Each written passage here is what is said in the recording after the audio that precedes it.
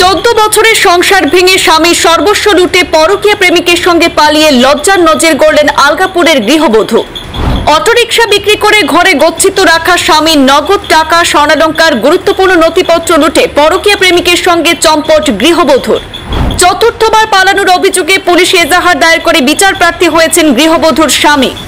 স্ত্রীর পরকীয়া প্রেমে সহযোগিতা করে লুটে জড়িত থাকার অভিযোগে অভিযুক্ত করা হয়েছে গৃহবধূর পিতা এবং ভাইকেও।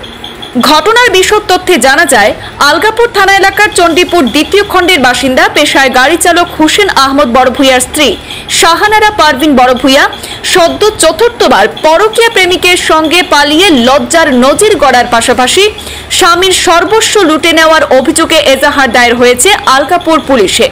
জানা গেছে, 14 বছরের বৈবাহিক সংসারে এই দম্পতির 13 বছর বয়সী এক পুত্র সহ 3টি সন্তান রয়েছে। স্বামী হুসেনের অভিযোগ মতে, সাংসারিক জীবনের শুরু থেকেই গৃহবধূ শাহানারা স্বামীকে নানাভাবে অতিষ্ঠ করে আসছে। এর আগে পরকীয়া প্রেমিকের সঙ্গে আরো 3বার নাকি পালিয়ে গিয়েছিল এই গৃহবধূ। সন্তানদের ভবিষ্যৎ চিন্তা করে পেশায় গাড়ি চালক স্বামী প্রত্যেকবারই সালিশি বিচার সভা সহ পুলিশ মামলা করে স্ত্রীকে বাড়ি ফিরিয়েছিলেন, কিন্তু কোনো কিছুতেই সুখের সংসার আর হয়ে ওঠেনি। বিগত 21 সেপ্টেম্বর স্বামী বাড়িতে না থাকার সুযোগে গভীর রাতে আপনজনদের টেলিফোনে ডেকে পাঠিয়ে গৃহবধূ শাহানারা স্বামীর ট্রাঙ্কের তালা ভেঙে অটোরিকশা বিক্রি সহ অন্যান্য খাতের গচ্ছিত রাখা নগদ টাকা, সন্তানদের জন্মের সার্টিফিকেট, আধার কার্ড, ফাইনাল এনআরসি, দেওয়াল টিভি সহ বেশ কিছু দামি সামগ্রী লুটে নিয়ে পরকীয়া প্রেমিকের হাত ধরে পালিয়ে আত্মগোপন করার অভিযোগে গৃহবধূ সহ অপকর্মী সহায়তার দায়ে তার পিতা মহিম উদ্দিন মজুমদার, ভাই শাহিদুল আলম মজুমদারকে অভিযুক্ত করে আলগাপুর পুলিশে এজাহার দায়ের করেছেন ভুক্তভোগী হুসেন আহমদ। 3 সন্তান রেখে গৃহবধূর চতুর্থবার পলায়নের খবর চাউর হতে এলাকায় শোরগোল পড়ে যায়। এলাকার বিজ্ঞজনেরা ঘটনাটিকে সামাজিক অবক্ষয় হিসেবেই দেখছেন।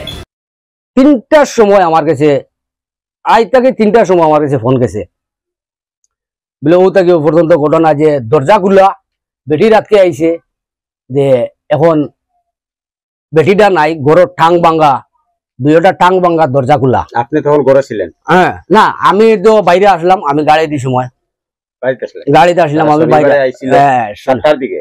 তারপরে রাত্রে যে ঘটনা ঘটছে তখন তখন কয়টা সময়, কয়টা বাজছিল তখন? রাত্রে এই সময় 7টা থেকে 7:30 তারা যখন আইছে, 7টা থেকে 7:30, 7টার সময় আইছে, ঠিক আছে। তখন ছিল রাত্রে হঠাৎ করে ঘটনাটা কিরকম?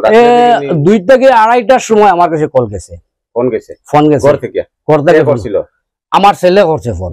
তারপরে কি হয়েছে? ফোন করে কইছে, বাবা মা তো আইসলা ওলা ওলা, আর এখন দরজা দেখি খোলা, আমার বইনুকু খান্দিয়ে উঠিছে।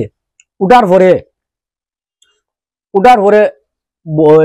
উঠিয়া দেখে দরজা খোলা এবং ভিড়িয়া চাইয়া দেখে টাঙ্গর কাপড় চুপড় সারা ছিদ্রায়, উপর টাঙ্গর কাপড় চুপড় ছিদ্রায় টাং ভাঙ্গা এবং নিচর টাঙ্গর এক সাইড ভাঙ্গিয়া তোয়া।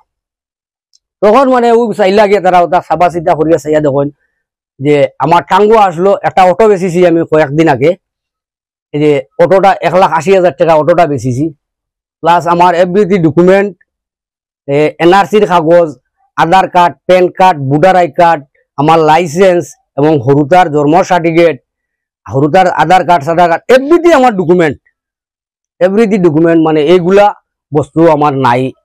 আরো আমার মেয়েগুর ছোট একটা সরা আসলো, সরা গেছেও নাই, মানে সোনার সরা আসলো, ধরো 20-22 হাজার টাকা দাম একটা, মানে একদম ছোট একটা চেইন বারিং, ওইটাও নাই। আপনার ব্যাংকে কত টাকা ছিল? 1,80,000 টাকা আসলো আমার। এটা কয়েকদিন আগে অটো বিক্রি ছিল। এরপরে আপনার ছেলের ডকুমেন্ট, আপনার বার্থ সার্টিফিকেট, আপনার যত এনআরসি কাগজ, ভোটার সব নিয়ে গেছে, বাচ্চারা সব। আপনি কি করছেন? আপনি আইনের ব্যবস্থা নিয়েছেন? তখন আমি রাতকে, মানে সকালে বিকালে হচ্ছি, মানে শনিবার রবিবার দিনগত রাতকে আমি হচ্ছি ধরো 6টা 6:30টায় আইয়া। তো এই টাইমে আমি আর ফসতাম পারছি নাকি আইনত। তখন আমি আমার পরবর্তী কালো গিয়া যে আমি আমার পঞ্চায়েত ডাকিছি এবং আমার পিপিওটা ডাকিছি, ডাকার বাদে তারা আনছি, আনার বাদে তারা দেখছে, তারা দেখিয়া তখন কইছে আমার এই দিকে এখন তো আর হরার গুণটা নাই। আমার শ্বশুর দিয়ে আমি ফোনও মারছি, আমার শ্বশুরে ফোন তুলছই না। তখন গিয়া আমি গিয়া আমার তারা ফাঁসিয়া দিছে, আইনের দ্বারস্থা লইতে। ও গিয়া আমি আইনের দ্বারস্থা লইছি।